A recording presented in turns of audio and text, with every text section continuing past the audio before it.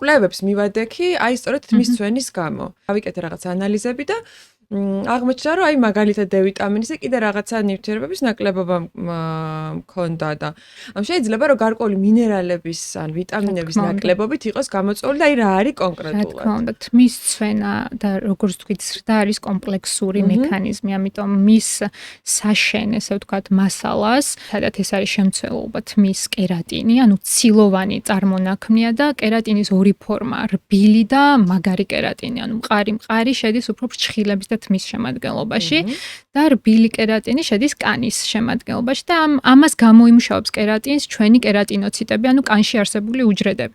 შესაბამისად, ამ ცილოვან სტრუქტურას ჭირდება რაღაცა საშენი მასალა, მათ შორის არის თუნდაც D ვიტამინი, ბიოტინი, ხსმენიათ, L-ცისტეინი, ანუ სხვა ნივთიერებები, თუთიაც, თუნდაც სპილენძი, მათმა დეფიციტმა შეიძლება ჯანმრთელი თმა ვერ გაზარდოს, ერთი, ან კიდევ გამოიწვიოს თმის ცვენა. და ყველაზე ხშირად აი მინერალებიდან და ნივთიერებებიდან დეფიციტში ხშირად გვხვდება ხოლმე D ვიტამინიც და მათ შორის რკინაც, ფერიტინიც, ხო? ანუ პირველ რიგში ალბათ თუ რაღაც მიზეს დეფიციტურ მიზეს ესე ვთქვათ, გვინდა რომ გამოვიკვლიოთ, ალბათ პირველი ეს ორი უნდა განსვას, შემდეგ უკვე თუთია, ვიტამინი და ასე შემდეგ.